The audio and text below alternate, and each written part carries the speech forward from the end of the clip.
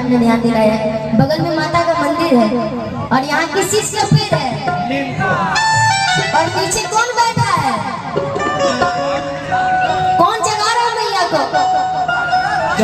भक्तगण ना जगे हैं कि सो गए आप?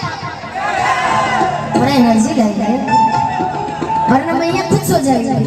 जैसे 12 बजेगा मैया खुद सो जाएगी, तो उनको जगाना है ना। तो कौन कौन हाथ उठा के ताली बजाएंगे इस भजन में? लेकिन नींद का पेड़ भी है। बड़ी प्यारी भजन है। तुम लोग डांस कर रही हो। हाँ ये सब लग रहा है कि ट्रेन छूट रहा है, एकदम फास्ट में डांस कर रही है। अरे स्लो मोशन में डांस कर रही है ऐसे वाला। बाबूलाल मरांडे जी अच्छा है कि 100 से 200 पर आप आए, अच्छी बात नहीं तो रात बीत जाता अपनी तरफ से 2000 आता 20 पर नाम लेना पड़ जाता। एक बार हाथ उठाइए माता बहन, एक बार हाथ उठा करके आप लोग भी इधर से चाचा भैया जितने लोग हैं आप उठा लीजिए पर दोनों हाथ। आइए भजन पे ताली बजा करके